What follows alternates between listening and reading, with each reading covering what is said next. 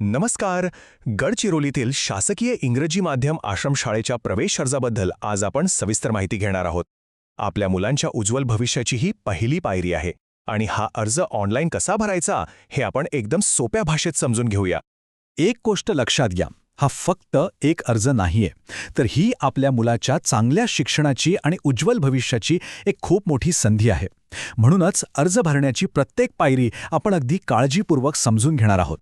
बरं, अर्ज भरायला सुरुवात करण्याआधी सगळ्यात पहिली आणि महत्त्वाची गोष्ट तपासून घेऊया, म्हणजे या प्रवेशासाठी कोण पात्र आहे. चला तर यासाठी लागणारे 4 सोपे निकष पटकन पाहूया. हे बघा, हे आहेत ते 4 महत्त्वाचे निकष. अर्जदार अनुसूचित जमातीचा म्हणजेच ST प्रवर्गाचा आणि गडचिरोली जिल्ह्याचा रहिवासी असणं अत्यंत गरजेचं आहे. यासोबतच पालकांचं वार्षिक उत्पन्न आणि मुलाचं वय या 2 गोष्टीही तितक्याच महत्त्वाच्या आहेत.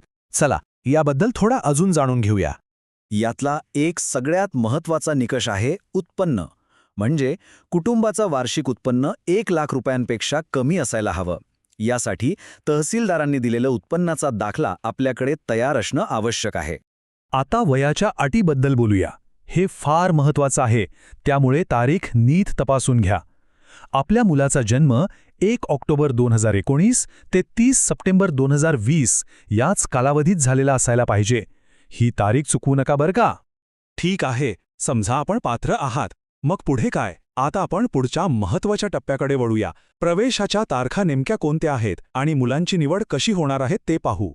या तारखा आपल्या कॅलेंडरमध्ये नोंदवून ठेवा. अर्ज भरणं 12 फेब्रुवारी 2026ला सुरू होईल आणि शेवटची तारीख आहे 4 एप्रिल 2026. ही तारीख अजिबात विसरू नका, कारण यानंतर एकही अर्ज स्वीकारला जाणार नाही आणि निवड प्रक्रिया 7 एप्रिलला पार पडेल. आता प्रश्न येतो की निवड कशी होणार. तर ही प्रक्रिया पूर्णपणे पारदर्शक आहे. ईश्वर चिठ्ठी म्हणजेच लॉटरी काढून विद्यार्थ्यांची निवड केली जाईल. यामुळे कोणावरही अन्याय होणार नाही आणि सगळ्या पात्र विद्यार्थ्यांना एक समान संधी मिळेल. चला तर मग आता प्रत्यक्ष अर्ज कसा भरायचा ते पाहूया. आपण सुरुवात करणार आहोत विद्यार्थ्याच्या आणि पालकांच्या माहितीपासून. सुरुवातीला विद्यार्थ्याचं पूर्ण नाव, लिंग आणि आधार क्रमांक भरायचा आहे.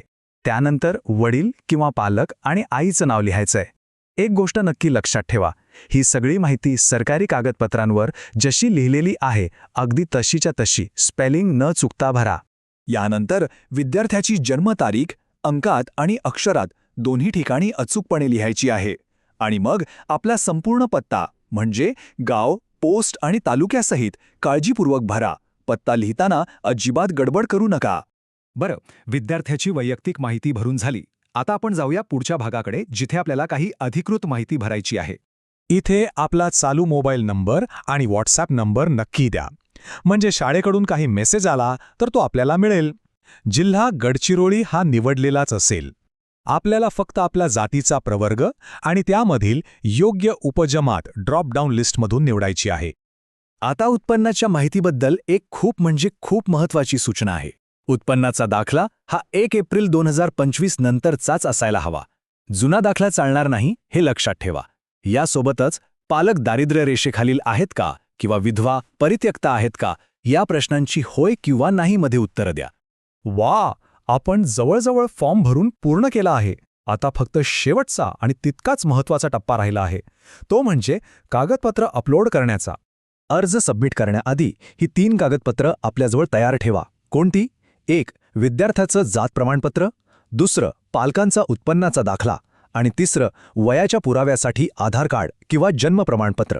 इथे प्रत्येक कागदपत्राच्या नावापुढे ॲड फाईल असे एक बटन दिसेल.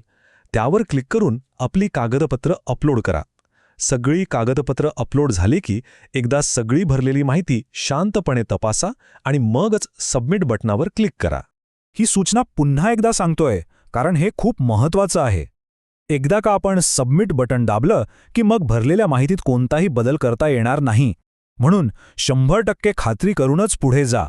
आता समजा फॉर्म भरताना काही अडचण आलीच किंवा मनात काही शंका असेल तर बिलकुल काळजी करू नका. इथे तुम्हाला काही नंबर्स दिसत आहेत. आपण थेट त्यांना फोन करून विचारू शकता. आपल्याला मदत करण्यासाठी मुख्याध्यापक आणि इतर कर्मचारी उपलब्ध आहेत. तर मग आता अर्ज कसा भरायचा, काय काय लागतं याबद्दल सगळी माहिती आपल्याकडे आहे.